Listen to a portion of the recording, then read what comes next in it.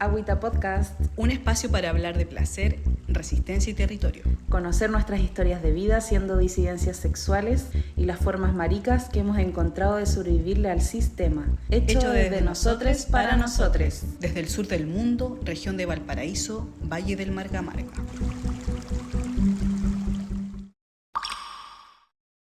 Hola, en esta segunda temporada abrimos espacio publicitario para proyectos y oficios transmaricas. Este capítulo es auspiciado por Mano Terciopelo. Oli, por aquí Ternura, o más conocida como Mano Terciopelo, en el mundo del oficio capilar. Ya. A mí me gusta orientar mi trabajo hacia el cuidado y también hacia la transformación de sentires y ahí también la exploración de ideas, de texturas, de colores, de imaginarios. Con todo lo que tú eres y todo lo que tú deseas se pueden hacer un montón de cosas y a mí ahí es donde me gusta estar. Bueno, yo ofrezco una atención personalizada a través de servicios como corte, tinturaciones, asesorías de imagen y tratamientos capilares que en el fondo lo que buscan es restaurar tu salud, la salud del cabello. Ahí para las personas que tengan el cabello más sequito, más deshidratado, suben masaje capilar.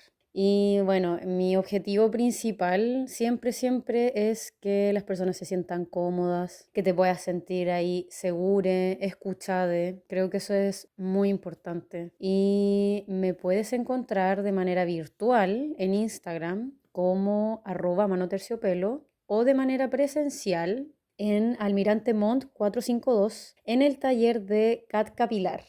Así que aquí tienes un estilista disidente y neurodivertido al cual puedes acudir por si quieres hacerte algo en tu cabellera. Y gracias Agüita Podcast por el espacio y por el cariño. Nos vemos. Episodio 10, temporada 2, capítulo Desierto. Buenas tardes a todos, bienvenidos a un capítulo más. Hoy día nos encontramos con Gael, parte de Raíces Trans de Valparaíso. Estamos nuevamente en el taller de Eróticas Fluidas grabando este capítulo en un mediodía muy bonito de otoño con harto solcito después de las primeras lluvias en Valparaíso. Bueno, bienvenido Gael a ser parte de Agüita Podcast. Hoy día queremos conocerte, saber quién eres y que nos cuentes un poquito de tu mundo. Bueno, gracias primero por la invitación. Claro, soy Gael, soy un chico transmasculino de 29 años, soy una persona pansexual, no monógamo, en el intento y aprendizaje que implica eso también constantemente. Soy oriundo del norte, vengo de Antofagasta, de la segunda región, pura pampa, pura tierra allá, yo muy... digamos, muy ligado también a ese territorio, con mucho amor. De hecho, de ahí tengo también como mi ACA o mi otro nombre que es Desierto, con el que igual me movilizo bastante como ese nombre, Desierto. Y claro, como dijiste, soy parte del colectivo Raíces Transmasculinas, que trabajamos en el rescate de memorias maricas disidentes. Y aparte, bueno, soy psicólogo de profesión, como que trabajo haciendo atención terapéutica y como por el área comunitaria, activando en distintos espacios. Y aparte formo parte de la cultura ballroom. Soy parte de una house, de House of Aniquila, de acá de Chile.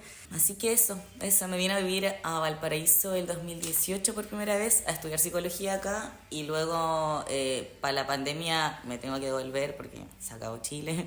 Pero cuando ya retomamos me vengo a Valpo y ahí me quedé como enganchado. En otro puerto. Sí, me encanta. Acá estoy. Oye, ¿qué signo eres? Soy Virgo. Soy Ay, Virgo, me encanta. ascendente Escorpio. Ay, amo a la Luna gente Tauro. Sí, a mí también. ¿Luna en Tauro? Sí. Igual que yo. ¿En serio? Sí. Y más encima tengo Marte y Venus en Cáncer. Así que soy como puro barro. Como que esa es mi descripción, yo creo. Como harta agüita y tierra. Me encanta. Oye, Gael, ¿podrías ahí como contarnos en tus propios términos, en tus propias palabras, para quien nos está escuchando, qué es para ti la pansexualidad? ¿Cómo la definirías tú? Ya, yo la defino como que me gustan todas. Me decir en todas las micros. No, pero en el sentido de que la identidad de género de la otra persona no es como algo crucial para mí. Igual, esto no fue así toda mi vida. Como como yo creo que es algo que ahora ya más de grande, digamos, no sé, desde los 20 y tantos en adelante como que empecé a habitar más. Pero eso, como que me pasaba que antes me identificaba como bisexual, pero luego como ese binarismo de alguna manera no me hizo sentido y me empecé a vincular con personas como de muchas identidades distintas, con distintas corporalidades también.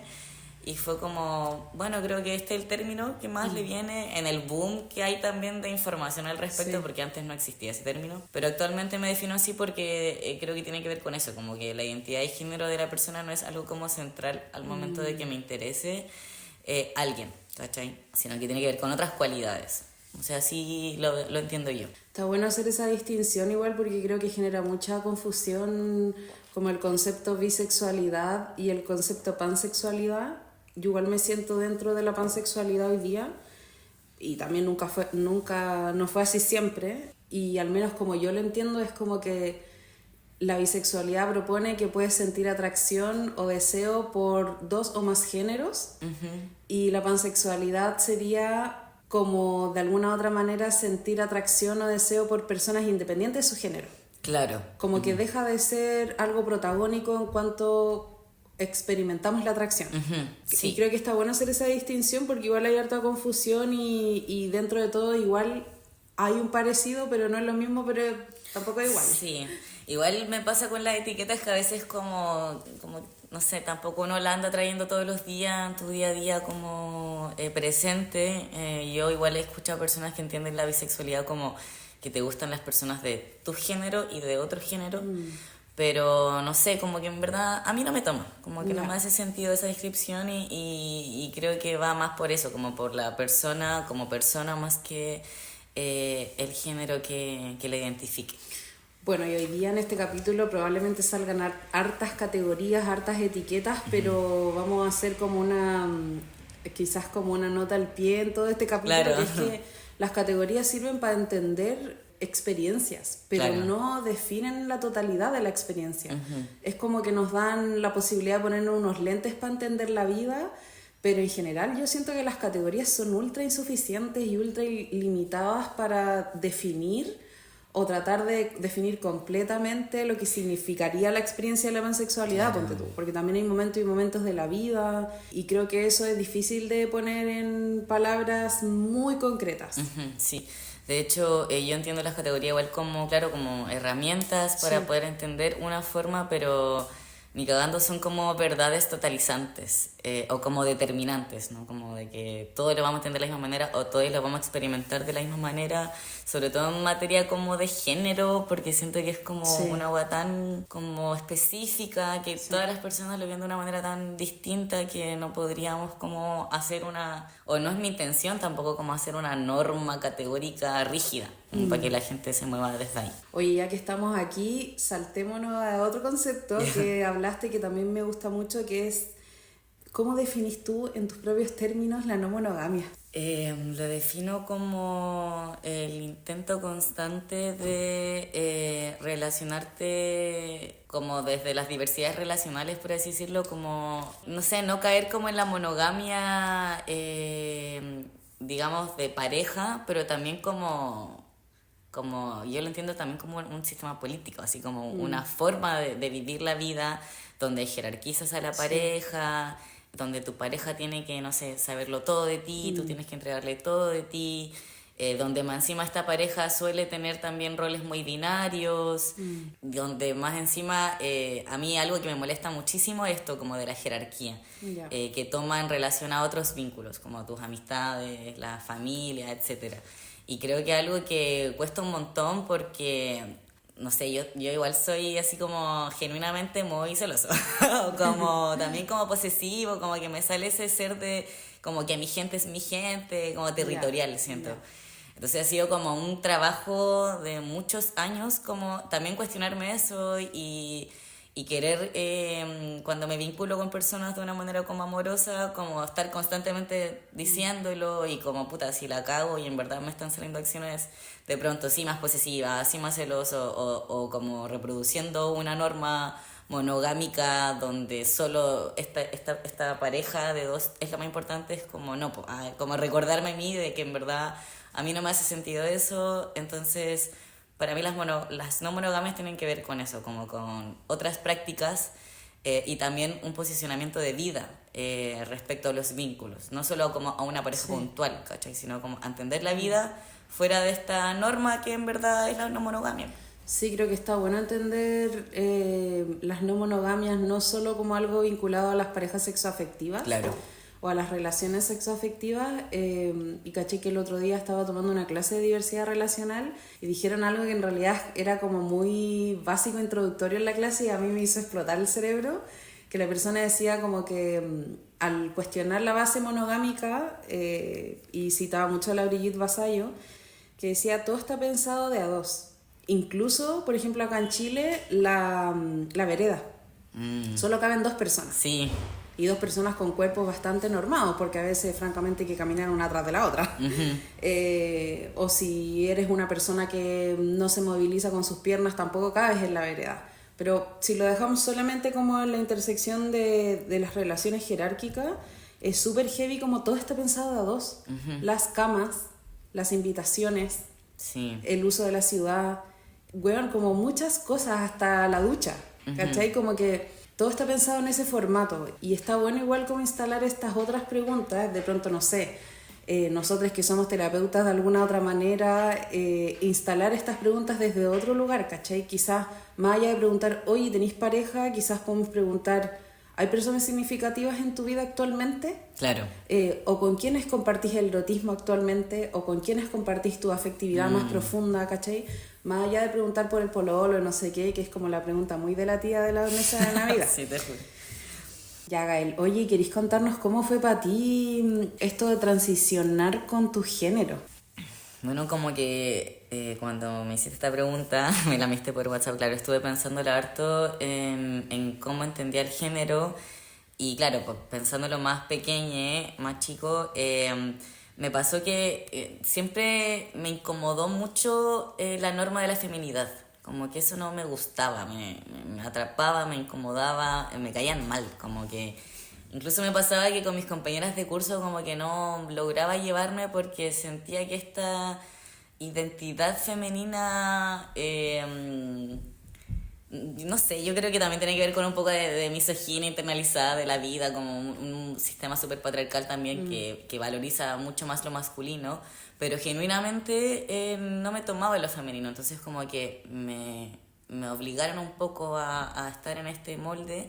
Me incomodaba un montón, y me pasaba que también mis referentes como de feminidad que tenía cercana, que era mi mamá, por ejemplo, mi mamá toda su vida ha trabajado en las mineras, entonces tiene una feminidad muy masculina también, como muy ligada al poder, a tener una voz, a tener presencia, a ser una buena chora, así como... De bototo. Sí, pues como de estar en la faena, pues así como 7x7, ¿cachai? Entonces, para mí, como que esa era mi forma de ver la feminidad, y cuando, claro, chocaba con mis compañeras, que eran muy como chicas, que se juntaban como a hacer cosas de chicas, era como, bueno, me caen mal, así como no la soportaba.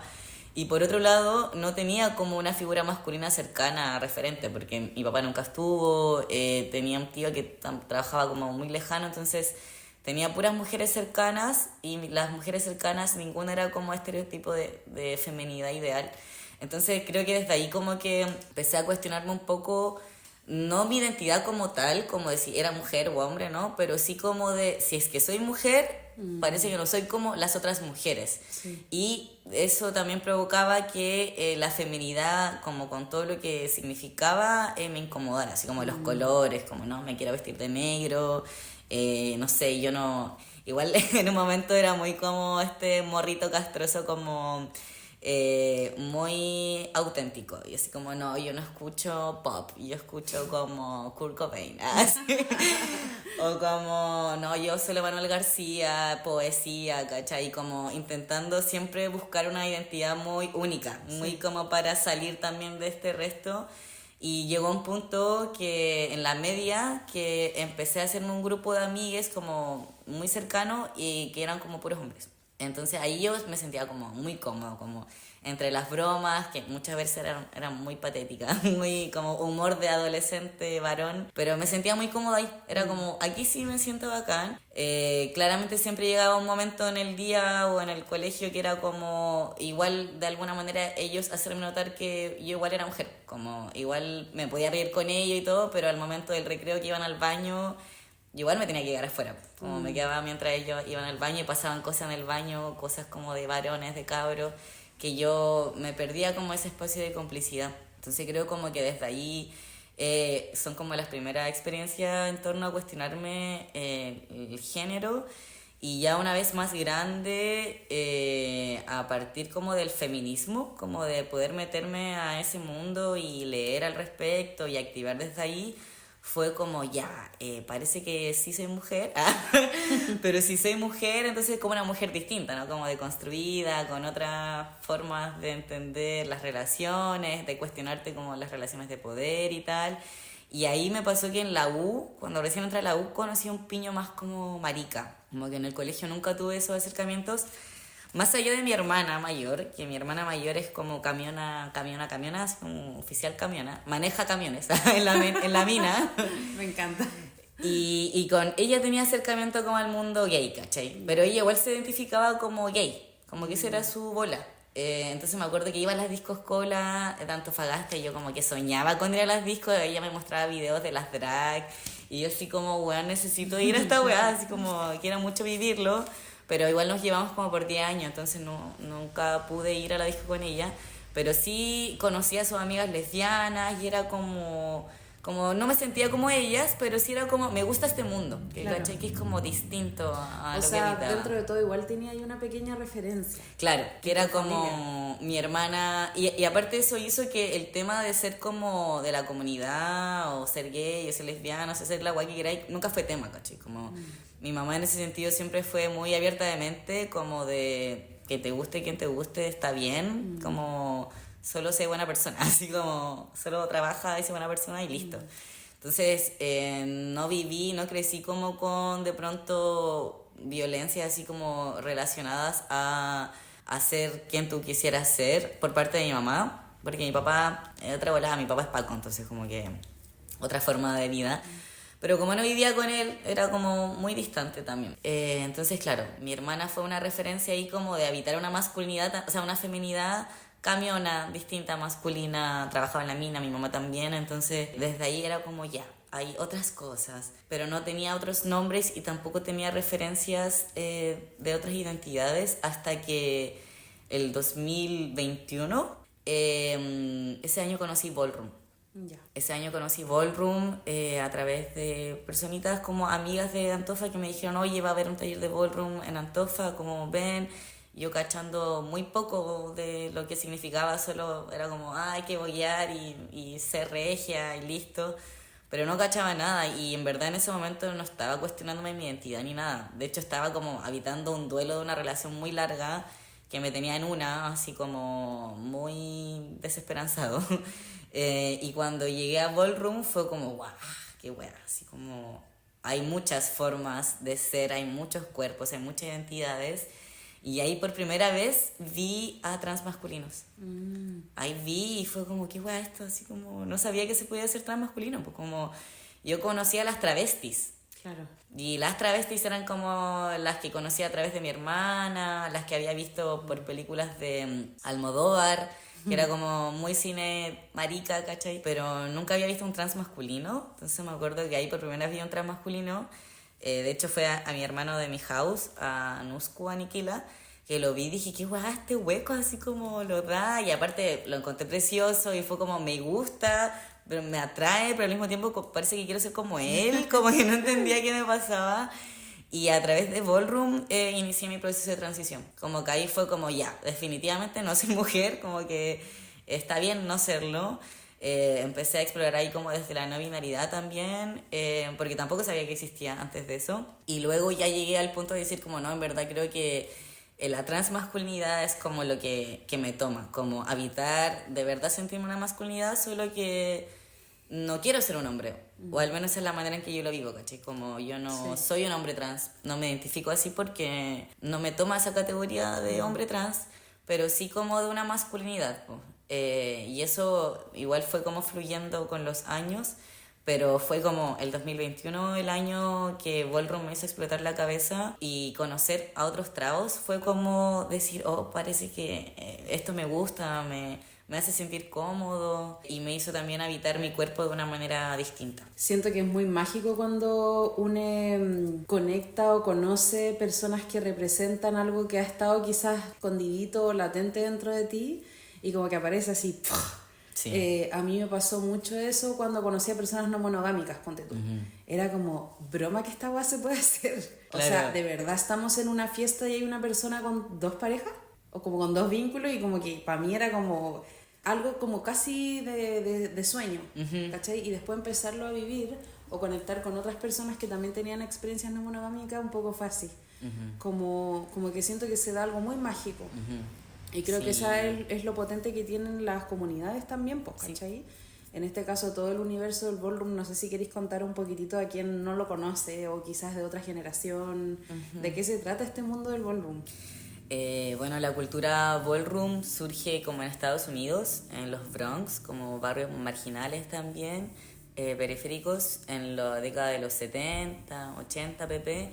Y en verdad surge como un espacio de encuentro como para personas maricas, personas latinas, personas migrantes, personas afro, personas VIH positivas, que no tenían otros espacios, como que en todo el otro espacio eran discriminadas, eran violentadas y pasaba mucho que en esa época estaban muy en boga los concursos de belleza y los concursos de belleza eran muy hegemónicos también y muy blancos porque, filo, gringos, pues, ¿cachai? Entonces había una normativa muy de la belleza blanca hegemónica y la cultura ballroom empieza como a asimilar estos concursos de belleza pero con otros estándares, ¿cachai? Como a poder celebrar otras bellezas, otras formas de cuerpo, otras identidades. Entonces ahí como que empiezan a tomar más peso y se conforman como una competencia, porque tú vas, hay categorías, ¿cachai? Estas categorías existen desde que la cultura nació en los 70, ¿cachai? Categorías de runway, que es como pasarela, onda, tú poder vivir la fantasía de que en verdad estás en una pasarela, a pesar de que después salí a la calle y en verdad la vida es una mierda, ¿cachai? O como que la sociedad no te respeta, no te valida, pero en ese espacio, en la ball, sí vives la fantasía. Y puedes habitar esa fantasía, entonces tiene que ver con eso, con poder habitar la fantasía que en verdad en el sistema hegemónico heteronormativo no podría ir. No podría hacerlo. Y esa cultura luego se expande como por muchas partes. En Chile llega el 2015 por los pioneros de la escena que es Muba Keller y Tofu King Keller. Y aquí se empieza ya a desarrollar. Y algo muy bonito que tiene Ballroom también, que para mí es como parte de lo que, por eso me quedé en la cultura, tiene que ver también con las familias, que la cultura ballroom parte también desde esta lógica de hacer houses, ¿cachai? Como que habían madres trans, mujeres negras, trabas, que adoptaban literalmente a cabres más chiques que no tenían familia, que literalmente no tenían casa y que se los llevaban a vivir con ella, po, y hacían una familia, po. Entonces luego para las competencias, para las balls, iban como familia, ¿cachai? A competir entre familias. Entonces este código de las houses se mantiene actualmente. Por eso te decía recién, yo soy parte de una house, y acá en Chile hay muchas house, también hay gente que no es de house y todo bien, ellos se llaman 007, pero para mí ese es como el sentido comunitario finalmente, como de que se hace un espacio de red de apoyo literal, como más allá de la celebración está este apañe como de cuidarte. Y bueno, es algo que han mencionado otras personas en capítulos anteriores, como de la importancia de la comunidad, la importancia de la afinidad, de la asociación, por decirlo de alguna otra manera, para poder resistir a este mundo que está asqueroso, pues está cada vez más putrefacto. Y al menos a mí, muy desde afuera, como solo testigo o participante, cuando he ido a las Kikis, siento que lo que veo ahí o lo que me transmiten las personas es que están viviendo euforia. Sí. Y cuando hablamos de la experiencia trans, en general se suele como al tiro hablar de disforia, ¿cachai? Sí. Se suele al tiro hablar de todo lo mal, Claro. de todo lo malo de este mundo, que sí, obviamente está pasando triste y lamentablemente, pero también hay otros espacios que sí abren euforia, que sí abren posibilidades de vivir el cuerpo como se te dé la gana. Y creo que las Kiki igual son un espacio que muestran mucho eso, pues, como gente alegre de ser lo que es. Sí, po. No solo lamentándoles muertes. Claro, sí, totalmente. De hecho va muy ligado a eso, como, y no es porque la gente no sea atrapada o como que no tenga estos malestares, Sí. pero es como que en el momento de la Kiki, que la Kiki son estas competencias para quienes no conocen, la gente va a mostrarte, po. Y de hecho esa es como la invitación, así como camina y muéstrate, ¿cachai? Muestra lo que tenés que mostrar. Da lo mismo como sea tu cuerpo, da lo mismo tu tono de piel, da lo mismo tu identidad, como que solo por ser lo que eres ya eres valioso. Y eso es lo que te estamos celebrando. Y filo, si nos caemos mal, te voy a aplaudir igual, ¿cachai? Porque en verdad va más allá de ahí de la amistad, sino como con entender que es una plataforma, un espacio para que ahí nos tiremos para arriba, nos dé la energía para toda la semana, porque en verdad, sabéis que durante la semana no vaya a tener esos espacios como de reafirmación, de euforia, de cariño colectivo, ¿cachai? Sí. Y donde hagáis la weá que hagáis, así como caminando, te la van a aplaudir, porque es como, estáis tomando el valor de poder caminar frente a otros, que no es fácil, entonces eso se celebra, se valora. ¿Y cómo te has vivido tú, tu propia masculinidad ahí adentro? ¡Wow! Porque yo te he visto montadísimo. Claro. Así que yo soy bien maricón. Mira, ese fue como para mí el click que me hizo como catarsis en la mente. Cuando llegué a Ballroom y claro, como conocía transmasculinidades, como que con mucho cispassing, es decir, como que tú veías y vos decís, no, ese es un hueón, ¿cachai? Pero en verdad es un trabo. Y así, genial. Como que bacán esas experiencias, pero no es la mía, ¿cachai? No me toma a mí. Pero también conocí a otros trabos que en verdad alumbraban mucho su feminidad, de cierta manera. Y eso me hizo volar la cabeza, porque fue como, ¿cómo voy a evitar la masculinidad y al mismo tiempo celebrar mi feminidad? Como, yo lo veía como algo muy excluyente, ¿cachai? Sí. Como no, y como de chico siempre odié mucho la feminidad porque se me imponía y no me gustaba. Entonces cuando de grande, recién, no sé, como 25 años, 23, 24 años, pude como decir ya, puedo ser masculino y al mismo tiempo mostrar una feminidad y no me hace menos masculino. Como que esa frase para mí fue como, ya esta weá me la tatúo, ¿cachai? Como poder llevar esto como estándar también de mi vivencia y decir como, claro, yo voy a ser una masculinidad, pero yo no quiero llegar de pronto a ser una masculinidad hegemónica dentro de lo que se entiende. Y disfruto mucho mi feminidad porque es entretenida, como que la paso bien. Cero masculinidad frágil. Claro, sí, creo que ahora la puedo visualizar así. En un momento, claro, no. Cuando recién entré a Ballroom sí me generaba más atrapes, creo que también me generaba mucha inseguridad con mi propio cuerpo por de pronto, claro, decir, bueno, soy una masculinidad, pero no me veo tanto como una, entonces tengo que hacer cosas para poder llegarme a ver como una masculinidad. Entonces ahí ha sido como un gran proceso de ir recogiendo distintas vivencias de amistades, de amigos trabos, de rodearme con muchos trabos y poder comprender que en verdad la masculinidad no es algo que le pertenezca solo a los hombres en primer lugar y que la feminidad tampoco le pertenece solo a las mujeres y que por tanto podéis ser la wea que queráis, ¿cachai? Como, totalmente.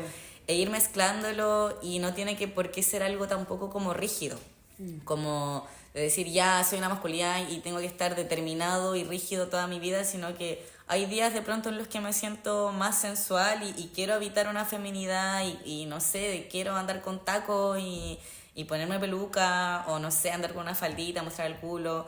Y hay otros días en los que no, es como no, también me gusta mucho mi masculinidad también y voy a andar más formalito, con camisa y no sé, versión psicólogo, ¿cachai? Pero como que Ballroom al menos ha sido el espacio seguro para mí de poder habitar una feminidad y no sentirme menos masculino por eso. Y que la gente también lo cuide, lo respete. Como que nadie del espacio de Ballroom va a llegar a hacerte un comentario al respecto. Así como, oye, porque te pusiste falda si eres tan masculino. Como que nadie va a llegar a decirte eso porque dentro del espacio de Ballroom eso ya está muy como respetado y como posicionado también. Claro. Entonces eso es como el pilar fundamental, yo creo, para poder habitarlo de una manera tranquila, sin atrapes. Eso me encanta y sería tan bonito que como que esa forma se trasladara a otros espacios, porque siento que socialmente todavía tenemos muchos sesgos de prejuicio. Por ejemplo, no sé, ya pensando en la experiencia de la transmasculinidad y la mastectomía. Ya, la mastectomía como una cirugía que en muchas ocasiones genera afirmación de género. O sea, vamos a esa cirugía para poder acercarme más todavía al género preferido, al género elegido.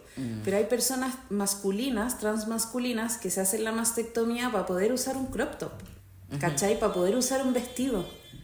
Y creo que eso para mí me parece lo más lindo como de la transición, ¿cachai? De lo trans en sí, como la posibilidad de jugar más que ir a meterte a otra cajita. Que si quisiera ir a meterte a otra cajita también está bien, ¿cachai? Pero creo que eso también es algo muy mágico, cuando tú veis a alguien que de pronto es muy masculino y por primera vez en su vida se permite habitar la feminidad. Es como... oh.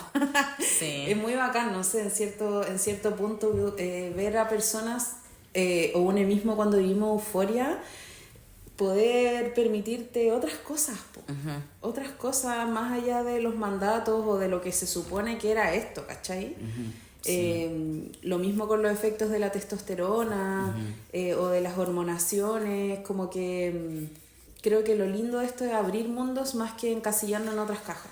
Sí, yo también entiendo como la experiencia trans de esa manera, como trans para mí es como posibilidades, sí. Como muchas formas, variables, cambiantes, dinámicas, entonces como que desde ahí ir, no sé, afirmándote y queriéndote como en todas las versiones que podáis ser, ¿cachai? Como... Y yo también lo pienso así en torno a las transiciones como hormonales y tal, es como... No sé, yo de pronto no odiaba mi cuerpo. He escuchado relatos de otros amigos trabos que sí les pasaba que su cuerpo les generaba mucho malestar, ¿cachai? Como, no sé, sus pechos, su cadera, su cuerpo en sí era un tema de malestar desde pequeños, ¿cachai?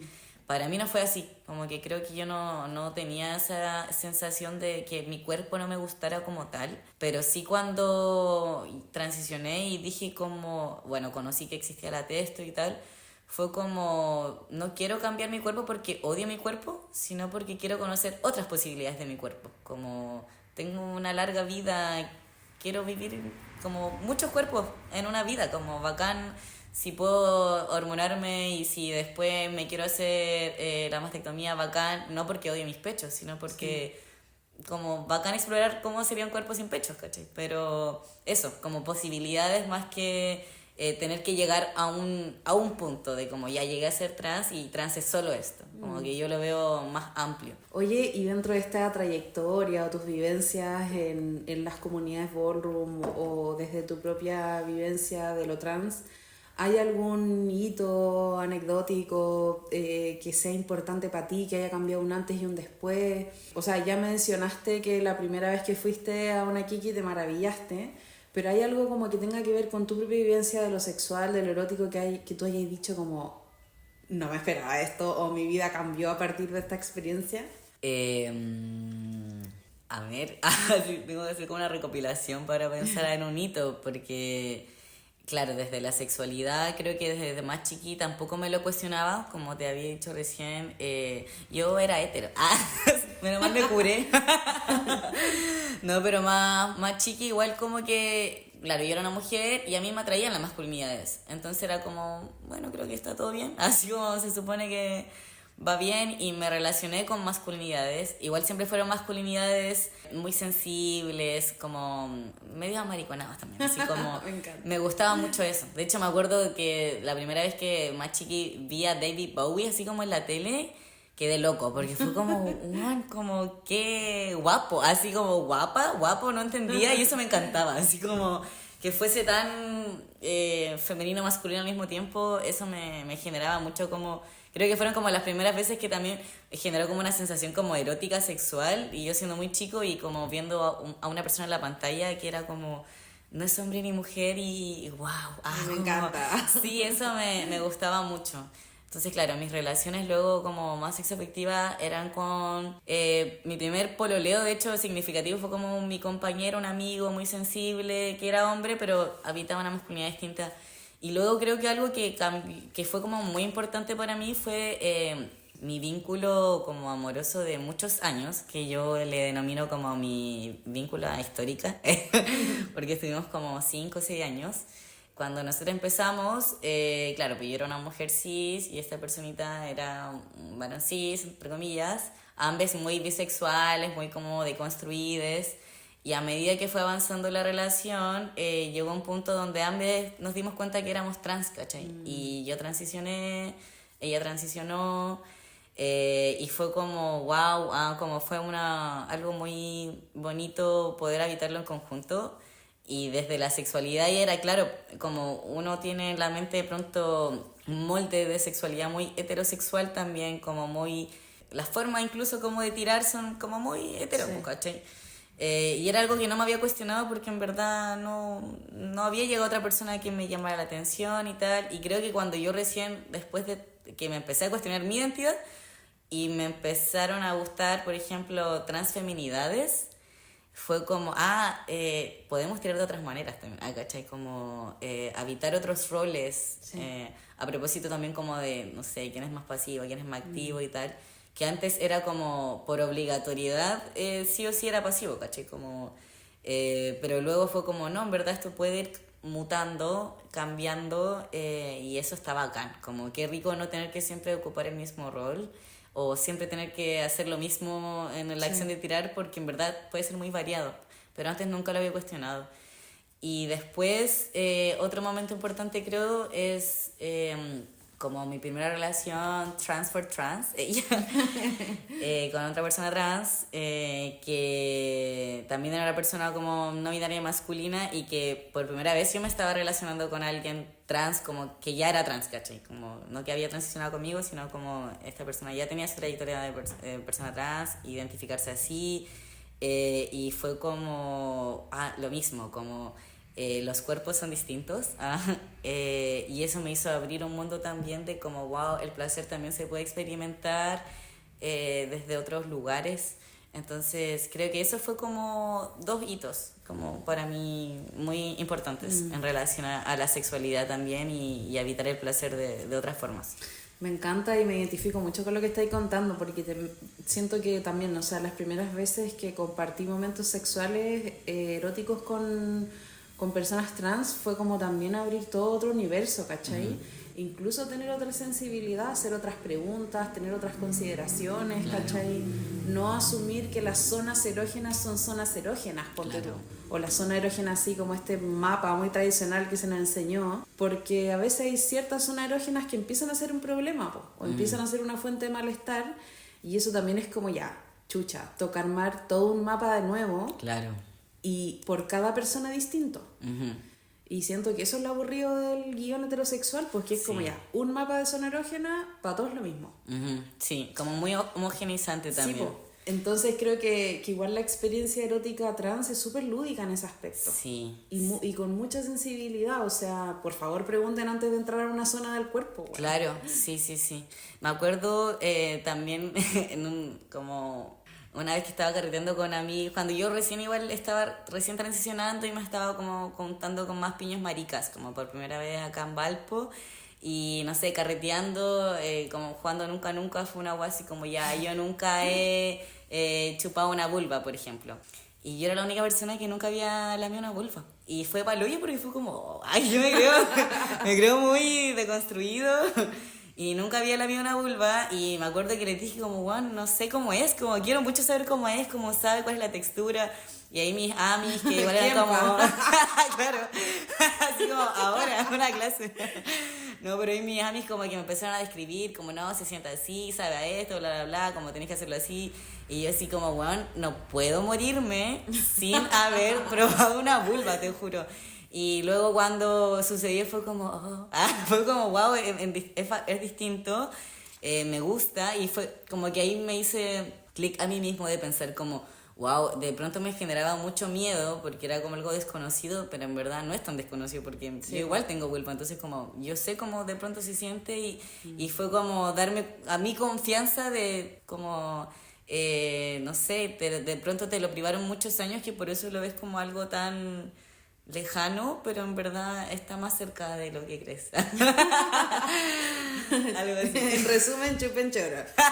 No, pero igual está bueno como tener en cuenta en ese eje que chupar vulva no es chupar vulva nomás, po. Es como que hacer sexo oral a una persona con vulva que está hormonada no es lo mismo. No es lo mismo. Son otras técnicas. Son otras técnicas, efectivamente, Son sí. otros cuidados también, ¿cachai? Entonces igual creo que eso es otra de las cosas que de pronto tenemos como desafío al estar involucrada en espacios comunitarios de darle con eso. Porque no hay una manera de hacer sexo oral. Claro. Hay muchísimas formas de hacerlo, dependiendo de qué se tenga entre las piernas. Y bueno, hablando de toda esta experiencia, ¿hay algo más que queráis decir en esta entrevista sobre la experiencia de la transmasculinidad?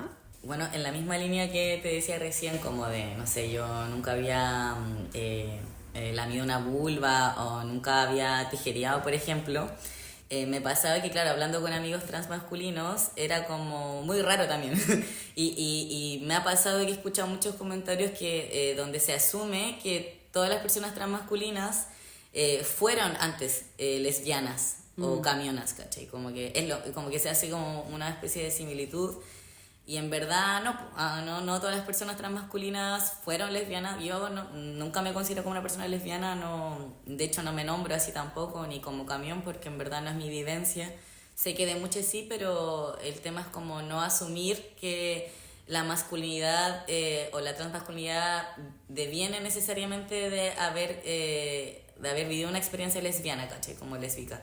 Porque no es así, de hecho yo me considero un transmasculino muy hueco también, como que me gusta bastante también la masculinidad, me vinculo también con, no sé, hombres cis, por ejemplo, entonces como eso, como que la transmasculinidad no la leamos tampoco como desde una lectura heteronormada, donde lo masculino se tiene que vincular con un femenino, ¿cachai?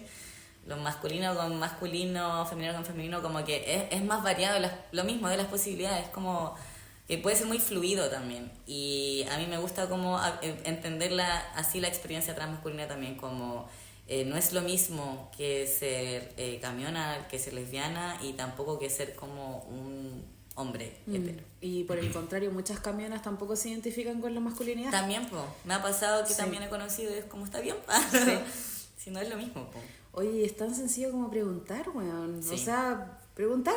Sí. Y ya está. Sí.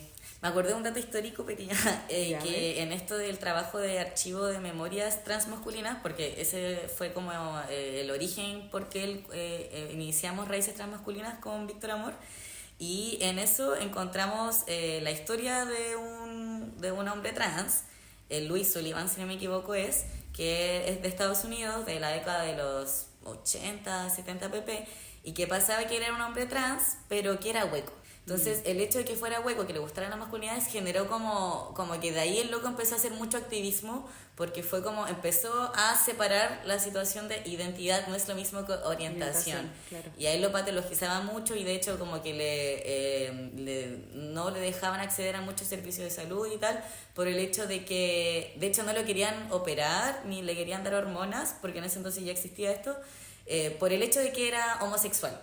Porque claro, si era un hombre trans, pero era hetero, es como ya está bien, porque igual está entrando la norma, de alguna manera. Sí.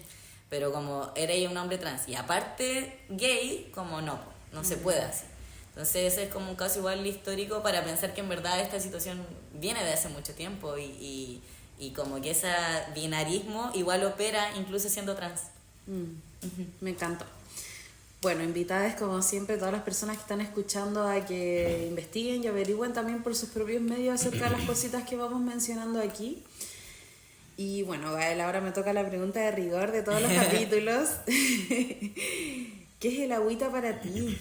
La agüita para mí es mi gatita. Mi gatita se llama Agua, y bueno, más allá del agua, que la amo, creo que para mí la agüita es vida, como que siempre ha sido como un espacio, tanto la mar, bueno, sobre todo la mar porque en Antofagasta no hay ríos, pero la mar siempre para mí fue un espacio de refugio, de contención, un espacio donde podía ir como que no sé, yo la veía muy como una guía, una madre también. Entonces para mí la agüita siempre fue como, me siento acongojado, necesito transmutar esto, voy a la mar, voy a la playa, necesito como sentir el agua en mis manos, en mis pies, y mirándoles de otra perspectiva como que siento que es como vital para poder como existir amigablemente con nosotros, con el resto, como que si no hay fluidez, si no hay transmutación de las cosas, todo sería muy rígido, todo sería, no sé, muy duro. Y creo que la agüita viene como a romper eso, como a dejarse fluir, a entremeter, no sé, a hacer como espacio en la tierra también. Así que eso, la agüita para mí es como vida, transmutar y ante todo como confort igual, como espacio de confort. Total. Oye, y ya que tu acá es desierto, me gusta mucho imaginarme esas como torrentes de agüita que van por abajo del desierto, pues, como un territorio que aparentemente está seco, pero en realidad tiene ahí su fuente como en sí misma. Eso. Sí, sí, sí. Así que un Sí, saludo está. ahí para la perla. Eso. Oye, ¿y tenéis recomendaciones el día de hoy para quien escuche? Bueno, en primer lugar, ya que hablé de la cultura ballroom, invitar a la gente que no conoce la cultura ballroom a que vayan a las Kikis, en la mayoría, en Antofagasta, en Iquique, en Arica, en Serena, en Santiago, en Valpo, en Conce, Temuco. Hay comunidades de ballroom, hay comunidades que están constantemente haciendo kiki u otras acciones como bingo, juntar plata para que algún maricón se opere, para conseguir las hormonas para otra. Entonces como siento que es una comunidad bien activa que si tú estás recién entrando o descubriendo tu identidad o en esa línea de género, creo que es muy nutritiva, como que siento que te sirve mucho conocer a gente que esté en la misma también, como redes de apaño. Y también, bueno, a la gente que es de Valparaíso o de la quinta región, si tienen la oportunidad de venir, yo participo de un piño, de un club social deportivo que se llama Travesaño, que igual somos puras personas trans, la mayoría como trabos y trans no binarias. Igual hay otras trabas que van, pero que jugamos a la pelota toda la semana, todos los lunes. Y es increíble, o sea, como... Y yo antes nunca había jugado a la pelota, pero la experiencia de estar jugando a la pelota, cagándote de la risa, todo sudado, como riéndote con tus amistades, como que es una weá que recomiendo mucho, que me da mucha euforia, y yo sé que a mis amigos también le da mucha euforia, como habitar de pronto ese mundo como ya del fútbol, como de la pichanga, que cuando más chiques lo significábamos como una weá muy masculina, muy patriarcal, como poder resignificarlo y jugar a la pelota con tus amigos, todo sopeado. No sé, yo lo encuentro increíble. Y lo encuentro muy homoerótico también. Y me encanta, te juro que me encanta así como abrazarnos y estar como sopeados. Después de la pichanga es como...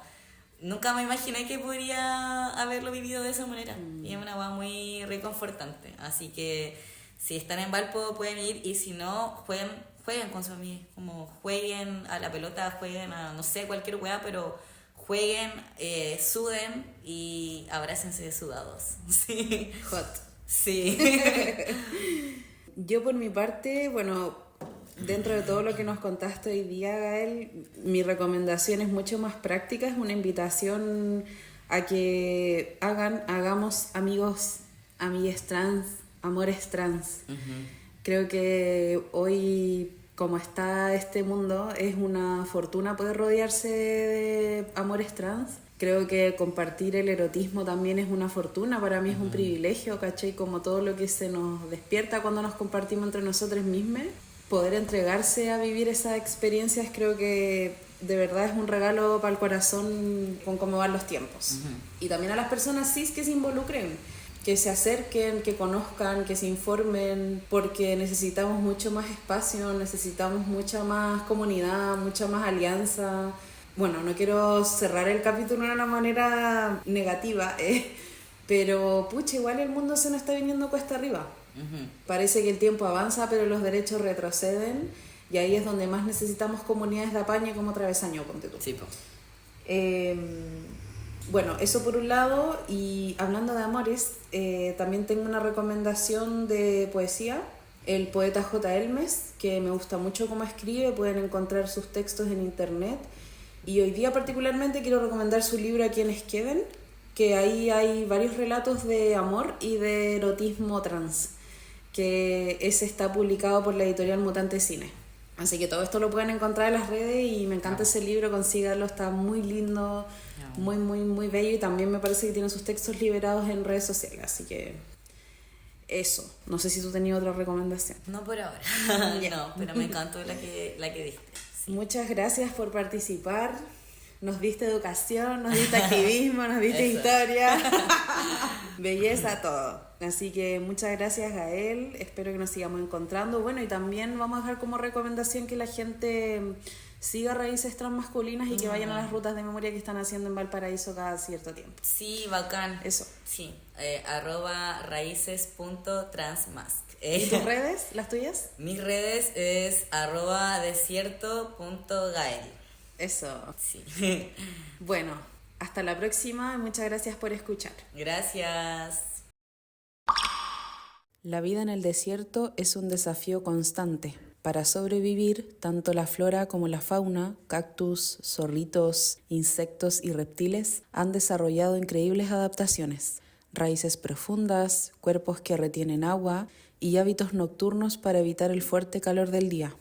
El desierto de Atacama es el más árido del mundo, es muy seco, carece de humedad y puede pasar años sin una sola gota de lluvia. ¿Sabías que en Villa Alemana existe una biblioteca comunitaria pensada para encontrarnos desde nuestras memorias, identidades y saberes? Te invitamos a visitar la biblioteca del Centro Cultural Antuneuwen, ubicada en la ex Escuela Wilson, en Villa Alemana. Abrimos los primeros sábados de cada mes, entre las 11 y las 14 horas. Somos un espacio dirigido a personas de las disidencias sexuales y de género que pertenezcan o se reconozcan como parte de algún pueblo ancestral. Para conocer más sobre nuestras actividades, síguenos en Instagram, Facebook y TikTok como Centro Cultural Antuneuwen.